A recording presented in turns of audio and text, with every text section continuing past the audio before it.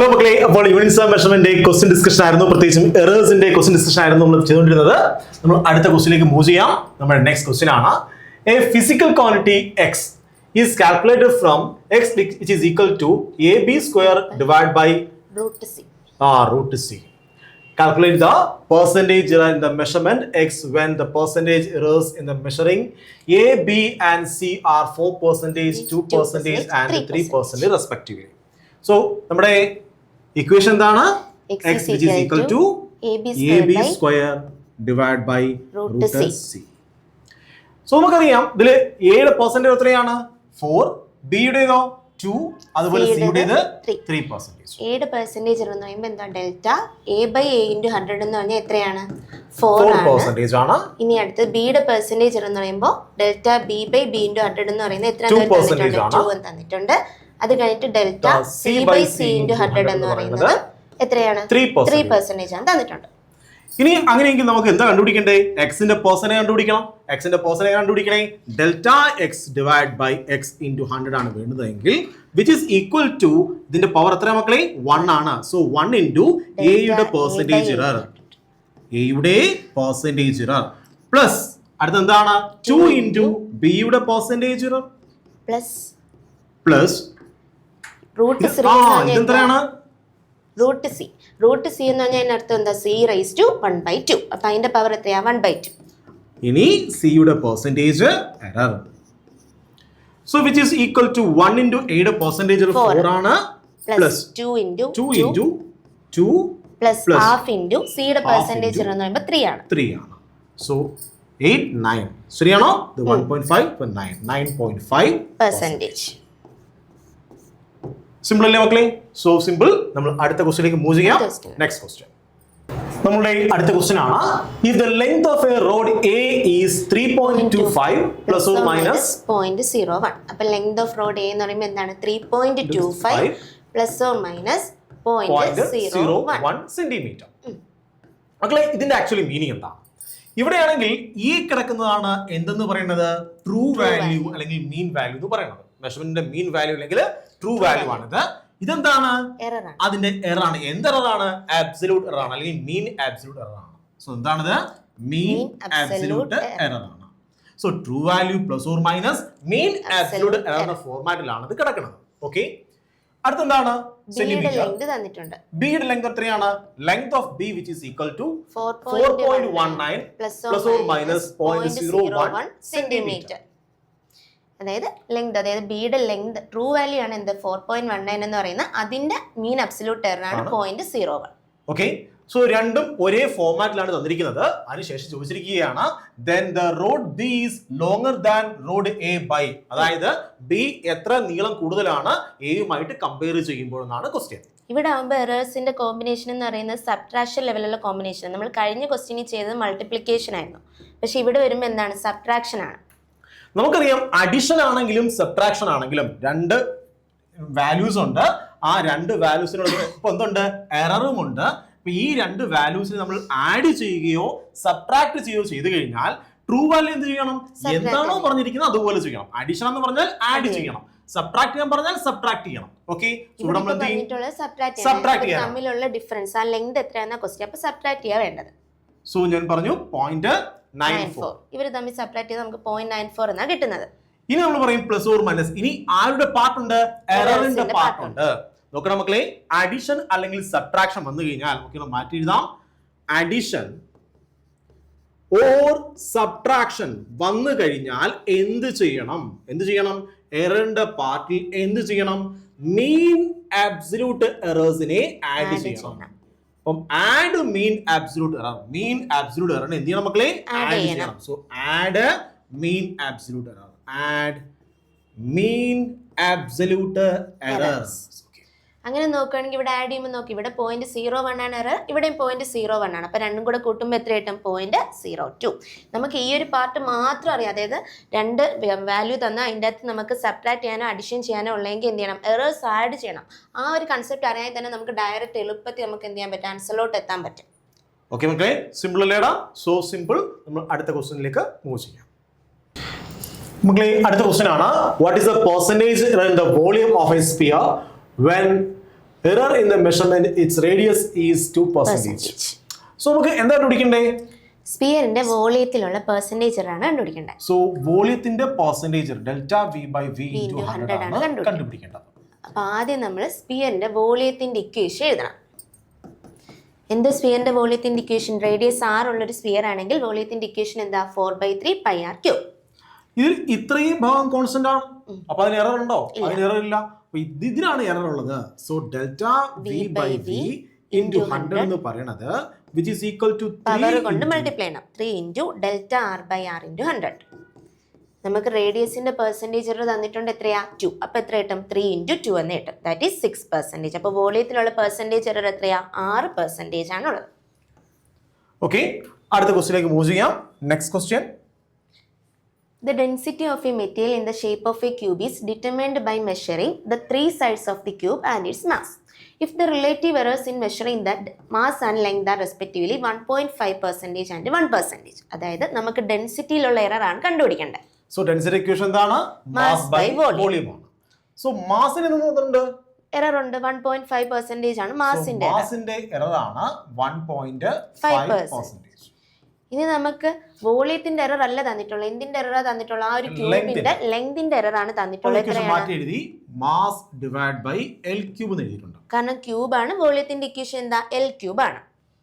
അങ്ങനെയെങ്കിൽ നമുക്ക് ഇതിന്റെ പെർസെന്റ് എത്രയാണ്? 1.5 തന്നിട്ടുണ്ട്.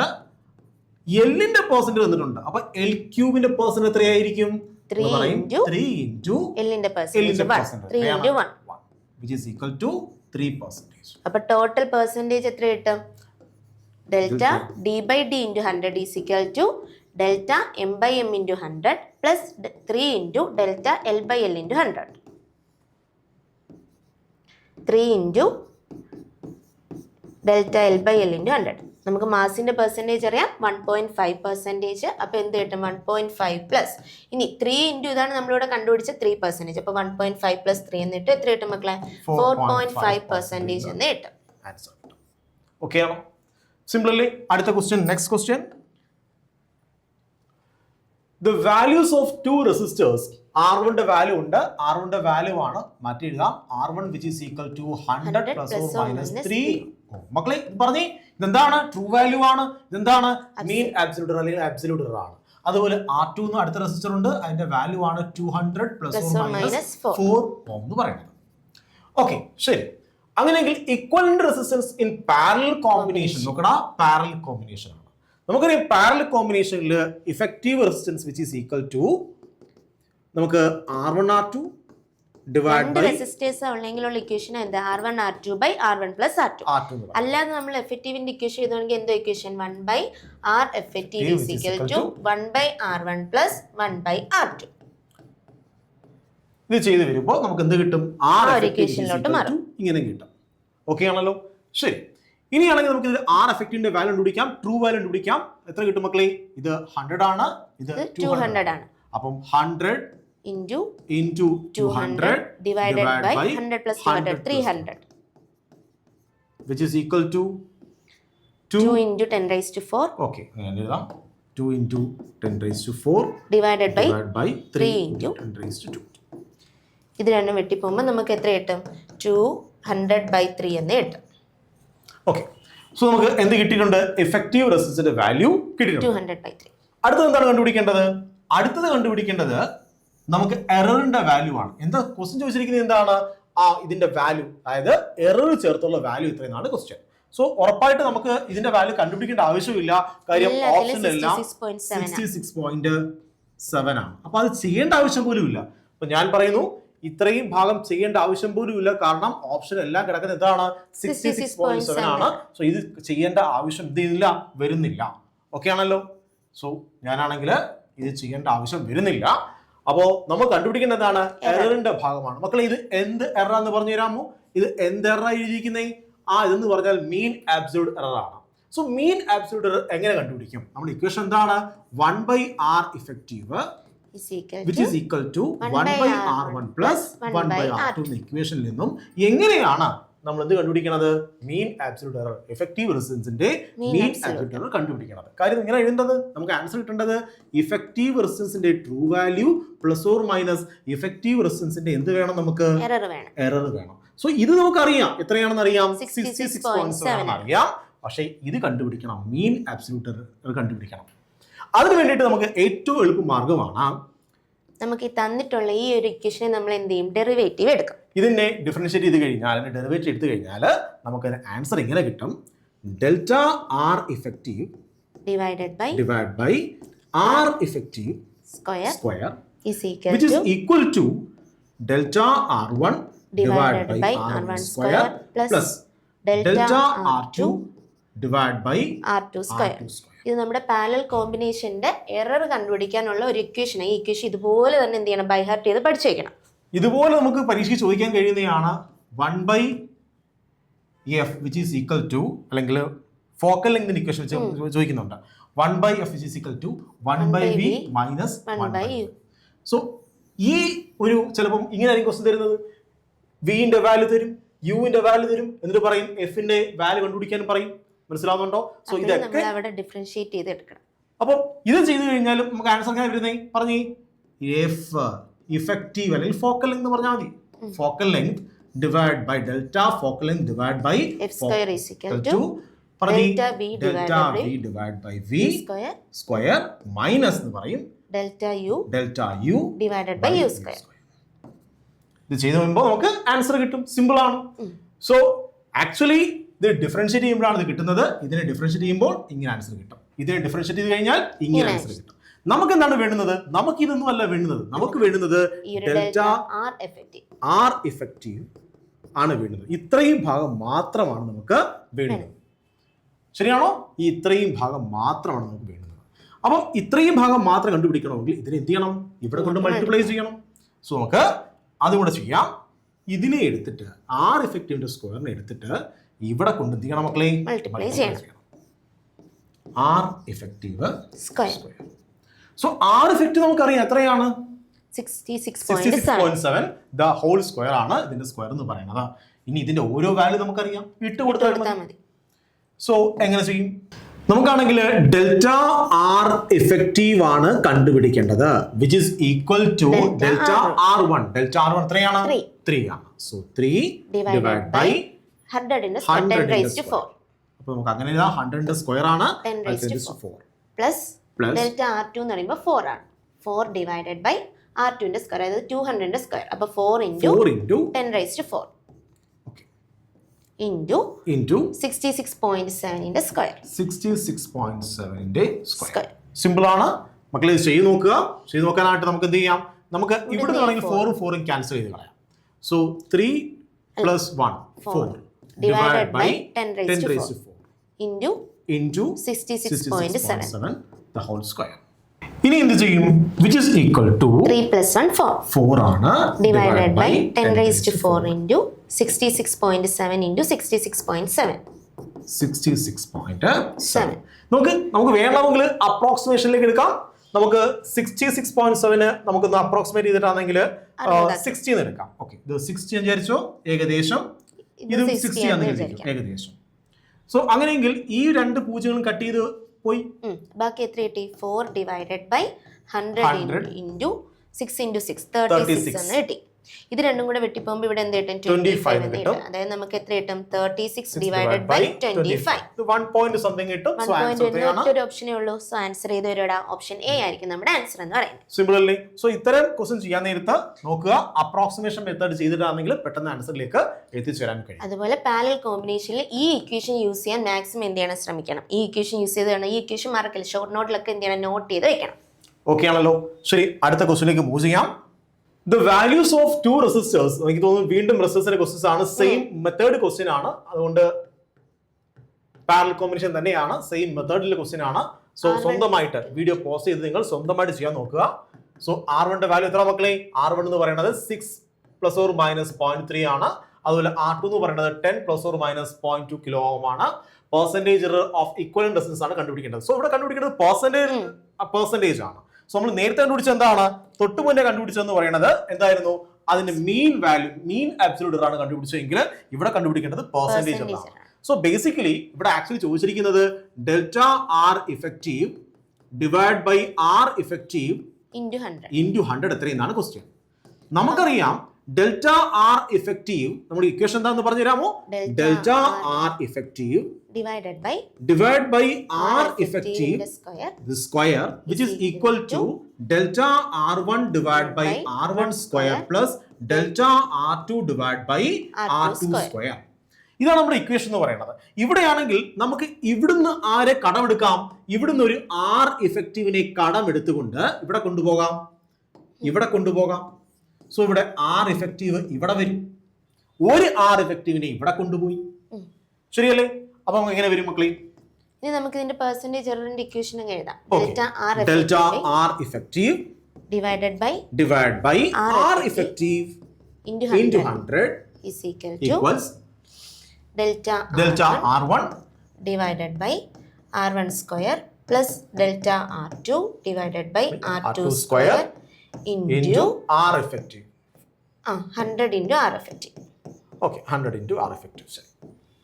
അപ്പോൾ ഇതാണ് നമ്മുടെ ഇക്വേഷൻ. പെർസെൻറ്റേജ് എററാ കണ്ടുപിടിക്കാൻ പറഞ്ഞാൽ നമ്മൾ എന്ത് ചെയ്യണം? ഈ ഇക്വേഷൻ യൂസ് ചെയ്തെങ്കിൽ ഈ ഇക്വേഷനിൽ അങ്ങ് ഇട്ട് കൊടുത്തിരുന്നാൽ മതി. സോ ഇവിടെ 100 മൾട്ടിപ്ലൈ ചെയ്തു, ഇവിടെ 100 മൾട്ടിപ്ലൈ ചെയ്തു, എത്ര ചെയ്തോളൂ? അപ്പോൾ നമുക്ക് എന്ത് കിട്ടി? പെർസെൻറ്റേജ് എന്ന ഫോർമാറ്റിലേക്ക് കിട്ടിക്കഴിഞ്ഞു. ഇനി ജസ്റ്റ് വാല്യൂസ് ഇട്ട് കൊടുക്കുക, ആൻസറിലേക്ക് എത്തിച്ചേരുക. സോ ഇനി എന്ത് ചെയ്യണം? ഡെൽറ്റ ആർ1 എത്ര മക്കളെ? 0.3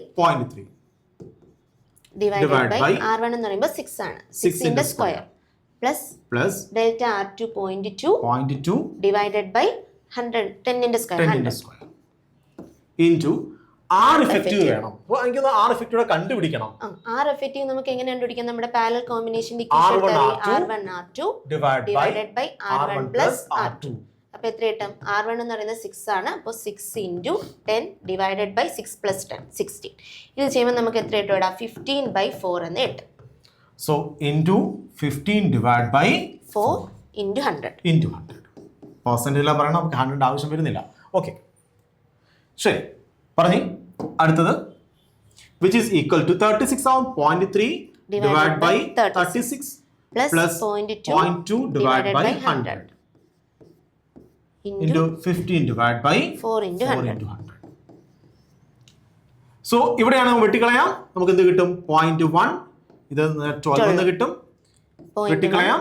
സോ ഇവിടെയാണെങ്കിൽ 0.1 divide by 15. So 0.1 divide by 12 plus 0.1 divide by 50. നമുക്ക് എനിക്ക് വേണമെങ്കിൽ ഇവിടെ ഒരു 4 കൊണ്ട് മൾട്ടിപ്ലൈ ചെയ്യാം. മുകളിലും താഴെ ഒരു 4 കൊണ്ട് മൾട്ടിപ്ലൈ ചെയ്ത് കഴിഞ്ഞാൽ എനിക്ക് ഇവിടെ 48 എന്ന് കിട്ടും. സോ 48 50 ഏകദേശം അടുത്ത് നിൽക്കുകയാണ്. സോ നമുക്ക് എന്ത് പറയാം? ഇവിടെ 0.1 into 4 വരും, അതായത് 0.4 പ്ലസ് 0.1 ഡിവൈഡഡ് ബൈ എന്ത് ചെയ്ത് രണ്ടും കൂടെ എന്ത് ചെയ്താം? 50 into 15/4 into 100. ഓക്കെ, അപ്പോൾ എന്ത് ചെയ്യാം? 0.4 ഉം 0.1 കൂടെ എത്ര കിട്ടും? 0.5 ഡിവൈഡഡ് ബൈ 15 into 15/4 into 100. നമുക്ക് ഇവിടെ വെച്ച് വെട്ടിക്കളയാം. 15 100 കൂടെ വെട്ടി എത്ര കിട്ടും? 2 കിട്ടും. ഇത് രണ്ടും കൂടെ വെട്ടിയാൽ 2 കിട്ടും. ദാറ്റ് ഈസ് 0.5 into 15 എത്ര കിട്ടും? 7.5/2. 7.5/2 എന്ന് പറയുമ്പോൾ 3 point something എന്ന് വരും. So answer 3 point something. 3.1. Simple അല്ലേ മക്കളെ? So simple.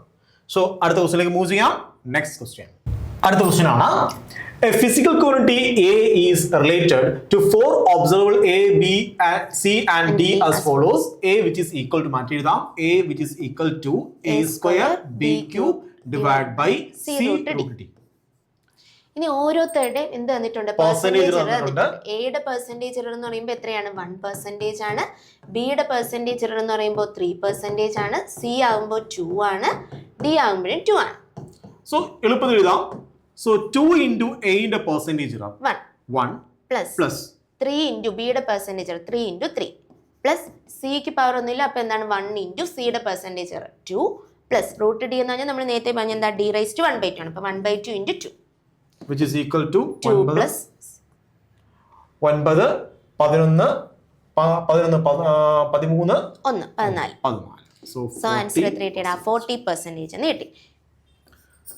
സോ നെക്സ്റ്റ് ക്വസ്റ്റ്യനിലേക്ക് മൂവ് ചെയ്യാം. അടുത്ത question if voltage V is equal to 100 plus or minus 5 volt and current I is equal to 10 plus or minus 0.2 ampere, the percentage error in resistance is. അപ്പോൾ നമുക്ക് ഇവിടെ ആരെ നോക്കണം? Ohm's law നമ്മൾ അറിയണം. എന്താ ഓംസ് ലോ എന്ന് പറഞ്ഞാൽ? R which is equal to V divided by I. So ഇവിടെയാണെങ്കിൽ വിന്റെ ആണെങ്കിൽ പെർസെന്റ് എറർ ഉണ്ടോ? ഇല്ല. വിന്റെ എന്താ തന്നേക്കുന്നേ? ഇതെന്ന് പറഞ്ഞാൽ മീൻ ആബ്സല്യൂട്ട് എറർ ആണ്. അതെങ്ങനെ മനസ്സിലായി? അതിനുള്ള പെർസെന്റേജ് സൈൻ ഇല്ല. അപ്പൊ എനിക്ക് മനസ്സിലായി വോൾട്ടേജിന്റെ ആണെങ്കിൽ തന്നിരിക്കുന്നത് എന്താണ്? മീൻ ആബ്സല്യൂട്ട് എറർ ആണ്. അതുപോലെ ഇവിടെ കറണ്ടിന്റെയും എന്താ തന്നിരിക്കുന്നത്? മീൻ ആബ്സല്യൂട്ട് എറർ. നമുക്കറിയാം മൾട്ടിപ്ലിക്കേഷൻ അല്ലെങ്കിൽ ഡിവിഷൻ വന്നു കഴിഞ്ഞാൽ പെർസെന്റേജ് എറേഴ്സിനെയാണ് ആഡ് ചെയ്യേണ്ടത്. പക്ഷെ ഇവിടെ ആണെങ്കിൽ പെർസെന്റേജ് ഇല്ലാതാനും. അപ്പൊ നമ്മൾ എന്ത് ചെയ്യണം? ആദ്യം ഓരോ ആൾക്കാരുടെയും പെർസെന്റേജ് എറർ കണ്ടുപിടിക്കണം. സോ ഇവന്റെ പെർസെന്റേജ് എത്രയാണ്? ഇവന്റെ പെർസെന്റേജ് പറയണമെങ്കിൽ വോൾട്ടേജിന്റെ പെർസെന്റേജ് എറർ എന്ന് പറയുന്നത് delta V by V into 100 എന്ന് പറയുന്നത് which is equal to delta വിന്റെ വാല്യൂ എത്രയാണ്? 5 ആണ്. ഡിവൈഡ് ബൈ വിന്റെ വാല്യൂ 100 ആണ്. Into 100 which is equal to 5% കിട്ടും.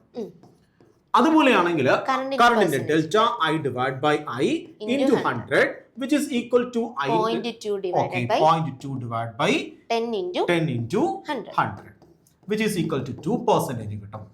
അപ്പോൾ നമുക്ക് എന്ത് ചെയ്യാം? ഇത് നമ്മൾ ആഡ് ചെയ്താൽ മതി. ഇതിന്റെ പെർസെന്റേജ് എററും ഇതിന്റെ പെർസെന്റേജ് എററും ആഡ് ചെയ്യുമ്പോൾ നമുക്ക് എന്ത് കിട്ടും? റെസിസ്റ്റൻസിന്റെ പെർസെന്റേജ് എറർ കിട്ടും. that is 7%. സിമ്പിൾ അല്ലേ? ഓക്കേ, അടുത്ത ക്വസ്റ്റ്യൻ.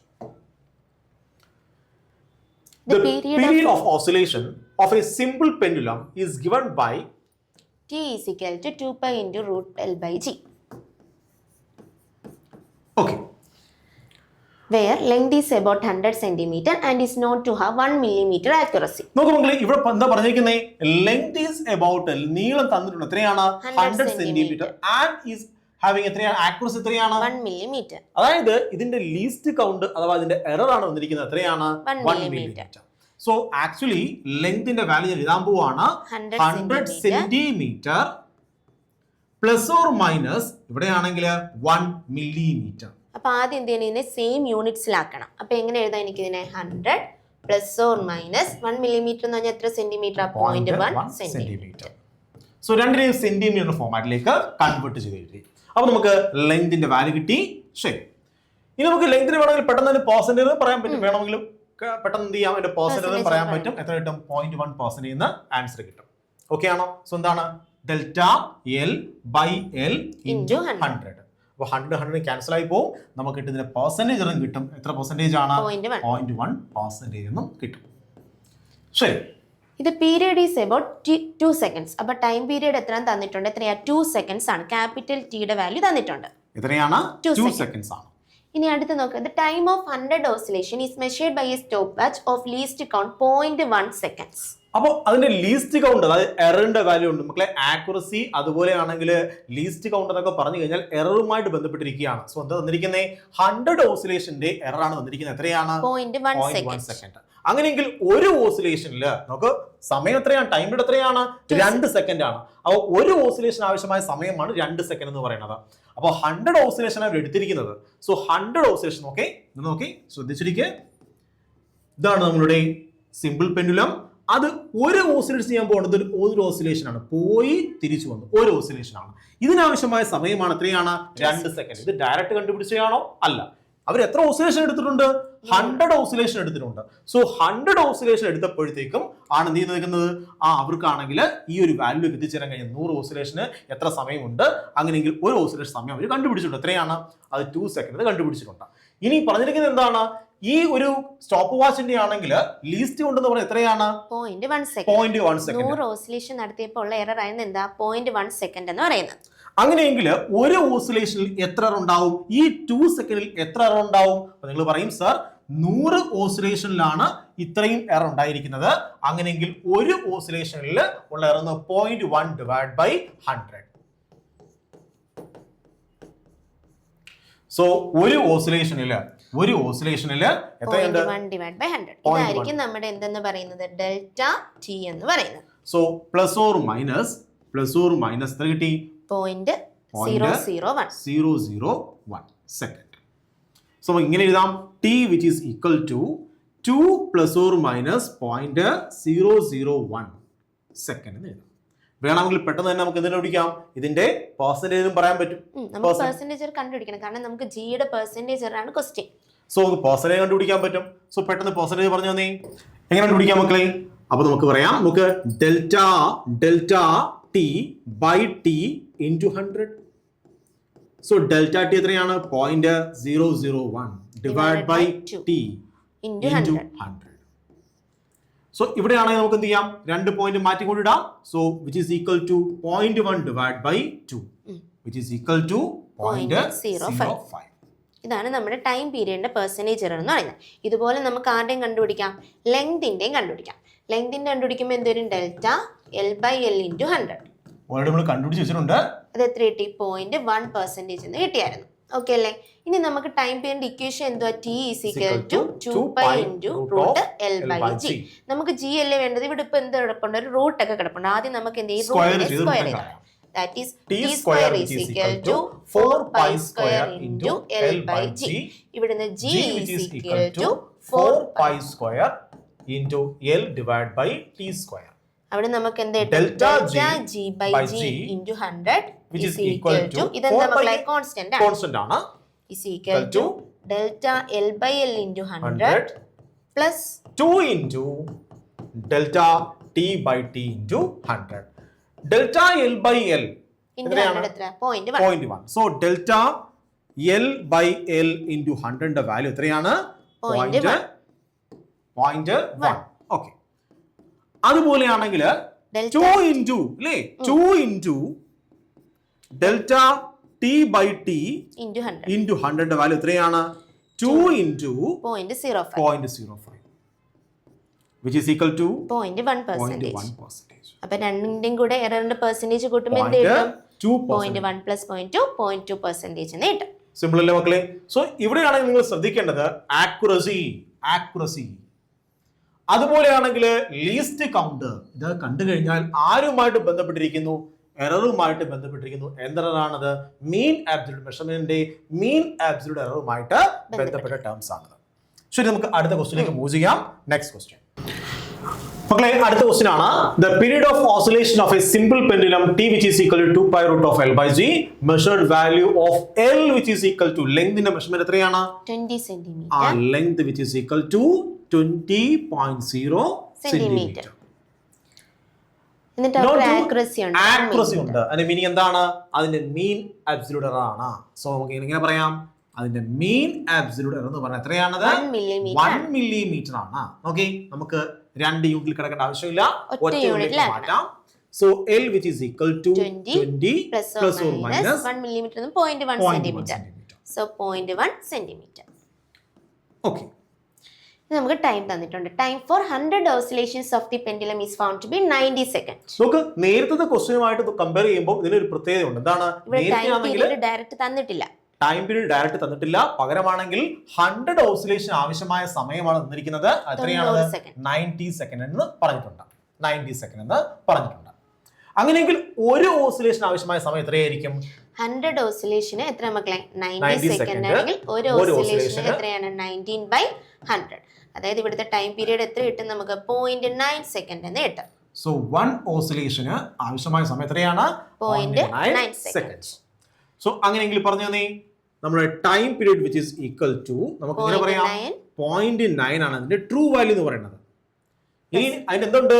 റെസൊല്യൂഷൻ ഉണ്ട്. എത്രയാണ്? 1 സെക്കൻഡ്. ഇവിടെ കുട്ടികൾ തെറ്റ് കാണിക്കും. ഇവര് പറയും എന്താണ്? Plus or minus 1 second. Actually എന്താ വന്നിരിക്കുന്നത്? 100 ഓസിലേഷന് ആവശ്യമായ സമയമാണ് 90 എന്ന് പറയുന്നത്. അത് കണ്ടുപിടിച്ചപ്പോഴുള്ള എറർ എന്ന് പറയുന്നത് എത്രയാണ്? 1 സെക്കൻഡ് ഉണ്ട്. അങ്ങനെയെങ്കിൽ നമുക്ക് ആവശ്യം എന്താണ്? 100 ഓസിലേഷൻ ആവില്ല, ഒരു ഓസിലേഷന്റെ ആണ്. സോ ഒരു ഓസിലേഷനുമായിട്ട് എത്ര എറർ ആണ് അസോസിയേറ്റ് ചെയ്തിരിക്കുന്നത് കണ്ടുപിടിക്കാനായിട്ട് നമ്മൾ എന്ത് ചെയ്യണം? ഈ 1 സെക്കൻഡ് എന്ന് പറയുന്നത് എന്താണ്? 100 ഓസിലേഷന്റെ ആണ്. അങ്ങനെയെങ്കിൽ ഒരു ഓസിലേഷൻ എറർ ആണ് 1 ഡിവൈഡ് ബൈ 100 എന്ന് പറയുന്നത്. So 0.01 seconds. സോ 0.01 കിട്ടും. എന്താണ്? സെക്കൻഡ്. നമുക്ക് വേണമെങ്കിൽ ഇതിന്റെ എല്ലാം പെർസെന്റേജ് കണ്ടുപിടിച്ച് നോക്കാം. നമുക്ക് വേണം ഇതിന്റെ എല്ലാം പെർസെന്റേജ് കണ്ടുപിടിച്ച് കഴിഞ്ഞാൽ അത് തന്നെ കണ്ടുപിടിക്കണ്ട. Accuracy in determination of G ആണ് കണ്ടുപിടിക്കുക. ഓക്കേ, നമുക്ക് സോ നമുക്ക് ആദ്യം ഈ ടൈം പീരിയഡ് ഇക്വേഷൻ എന്തായിരുന്നു? T is equal to 2π into root of L by G. ഇവിടെ നമ്മൾ square. നേരത്തെ ക്വസ്റ്റ്യനിൽ തന്നെ നമ്മൾ ജി കണ്ടുപിടിച്ചത്. എന്താ ജി എന്ന് പറഞ്ഞാൽ 4 pi square into L divided by T square. അപ്പൊ ഇവിടെ നിന്ന് delta G by G into 100 is equal to എങ്ങനെ എഴുതാം? 4 പൈ സ്ക്വയറിന് എന്തില്ല? കോൺസ്റ്റന്റ് ആണ്. So delta L by L into 100 plus 2 into delta T by T into 100. So which is equal to delta L. Delta L എത്രയാണ്? 0.1. So 0.1 divided by 20 into 100 plus 2 into delta t എത്രയാണ്? 0.01 divided by t എത്രയാണ്? 0.9 into 100 is equal to ഇവിടെ ചെയ്യുമ്പോൾ നമുക്ക് ഈ 0 വെട്ടിപ്പോ 0.1 into 10 വരുമ്പോൾ 1 കിട്ടും. 1/2 എത്ര കിട്ടും? 0.5 പ്ലസ് ഇവിടെ എത്ര കിട്ടും? ഇവിടെ എറർ എന്ന് പറയുമ്പോൾ ഇവിടെ കൂടെ 1 വരും. 1/0.9 വരും. അത് എത്ര കിട്ടും? ഒരു 1.11 എന്ന് കിട്ടും. സോ 2 into 1.11 എത്ര കിട്ടും നമുക്ക്? 2.22 എന്ന് കിട്ടും. ഇത് രണ്ടും കൂടെ ചെയ്യുമ്പോൾ നമുക്ക് എത്ര കിട്ടും? 2.7 സംതിങ് എന്ന് കിട്ടും അല്ലെ? 2.7% എന്ന് കിട്ടും. സോ അതായിട്ട് അടുത്തിട്ടുള്ള വാല്യൂ ഏത് മാത്രമേ ഉള്ളൂ? 3% ഉള്ളൂ. സോ ഇങ്ങനെയാണ് ഈ ക്വസ്റ്റ്യൻ ആൻസർ ചെയ്യുന്നത്. എനിക്ക് തോന്നുന്നു നമ്മളിപ്പം സാധ്യമായ എല്ലാത്തരം മോഡലുകളും നിങ്ങളെ കാണിച്ചിട്ടുണ്ട്. എങ്ങനെയാണ് ചെയ്യുന്നത് ഓരോ സ്റ്റെപ്പും നിങ്ങൾ ഉറപ്പായിട്ടും ഈ ഒരു ക്വസ്റ്റ്യൻ ചെയ്യുമ്പോൾ നിങ്ങൾക്ക് സ്റ്റെപ്പ് അറിയാമായിരിക്കും, കോൺസെപ്റ്റ് അറിയാമായിരിക്കും, പക്ഷെ നിങ്ങൾ പെട്ടുപോകുന്നത് കാൽക്കുലേഷനിലായിരിക്കും. സോ ഞങ്ങൾ ഉറപ്പുവരുന്നത് കാൽക്കുലേഷനും എങ്ങനെ ചെയ്ത് കാണിക്കുമെന്ന് നിങ്ങൾ ചെയ്ത് കാണിച്ചിട്ടുണ്ട്. എങ്ങനെയാണ് അപ്രോക്സിമേഷൻ എടുക്കുന്നത്? ഇവർ സർട്ടൻ ടേംസിലും പെട്ടു. ഇപ്പൊ ആക്യുറസി എന്നുള്ള ടേംസിൽ അവർ പെട്ടും, റെസൊല്യൂഷൻ എന്നുള്ള ടേംസിൽ അവർ പെട്ടും. അപ്പൊ ആക്യുറസി, റെസൊല്യൂഷൻ എന്നൊക്കെ പറയുന്നത് മീൻ ആബ്സല്യൂട്ട് എററുമായിട്ട് അസോസിയേറ്റ് ചെയ്യുന്ന ടേംസ് ആണ്. സോ ഇത് മീൻ ആബ്സല്യൂട്ട് എറർ എന്ന് മനസ്സിലാക്കുക. പിന്നെ ഏത് ക്വാണ്ടിറ്റി എന്നാണ് നമ്മൾ കണ്ടുപിടിക്കേണ്ടത്. ഫോർ എക്സാമ്പിൾ ഇവിടെ കാണിക്കുന്ന മിസ്റ്റേക്ക് എന്ന് പറയുന്നത് ഈ പറയുന്ന 1 സെക്കൻഡ് എടുത്ത് ഇവിടെ കൊണ്ടുവരും, ഇവിടെ കൊണ്ട് എഴുതി കഴിഞ്ഞാൽ തെറ്റിപ്പോകും. അതിന് പകരമാണ് ആലോചിക്കണം. 1 സെക്കൻഡിലാണ് നമ്മൾ കണ്ടുപിടിക്കേണ്ടത്. അതാണ് ടൈം പീരീഡ് എന്ന് പറയുന്നത്. സോ 1 സെക്കൻഡിൽ എന്ത് കണ്ടുപിടിക്കണം? എറർ കണ്ടുപിടിക്കണം. അതിനായിട്ട് 1/100 ചെയ്തിട്ട് വേണം എററിലേക്ക് വരാനായിട്ട്. അപ്പൊ നമ്മൾ എറേഴ്സ് എന്ന് പറയുന്ന ടോപ്പിക്കിൽ നമ്മൾ എറേഴ്സിന്റെ ക്വസ്റ്റ്യൻ ചെയ്തു. കോമ്പിനേഷൻ ഓഫ് എറേഴ്സ് ചോദിച്ചു. അതിന്റെ അകത്ത് റെസിസ്റ്റൻസ് ഇൻ പാരലൽ ആണ് ഒരു ഇമ്പോർട്ടന്റ് ആയിട്ടുള്ള കൺസെപ്റ്റ്. അത് കഴിഞ്ഞിട്ട് ഇമ്പോർട്ടന്റ് ആയിട്ടുള്ള കൺസെപ്റ്റ് എഴുതുന്നതിന് ഈ റെസൊല്യൂഷന്റെ ക്വസ്റ്റ്യൻസ് അത് നമ്മൾ എന്ത് ചെയ്തിട്ടുണ്ട്? ബേസിക്കലി എററുമായിട്ട് സംബന്ധിക്കുന്ന എല്ലാ ക്വസ്റ്റ്യൻസും ഇവിടെ ചെയ്ത് കാണിച്ചിട്ടുണ്ട്. അപ്പോൾ നന്നായിട്ട് പഠിക്കുക, നന്നായിട്ട് ക്വസ്റ്റ്യൻ ചെയ്ത് പഠിക്കുക. എന്തുമാത്രം നിങ്ങൾ പ്രാക്ടീസ് ചെയ്യുന്നുണ്ടോ അതിനനുസരിച്ച് നിങ്ങളിവിടെ പോളിഷ് ആവും, കൂടുതൽ ക്വസ്റ്റ്യൻ ചെയ്യാനുള്ള ഒരു എബിലിറ്റി ഉണ്ടാക്കിയെടുക്കുക. ഓക്കെ മക്കളെ, സോ നമുക്ക് അടുത്ത സെക്ഷനുമായിട്ട് കാണാം. Have a nice study. By.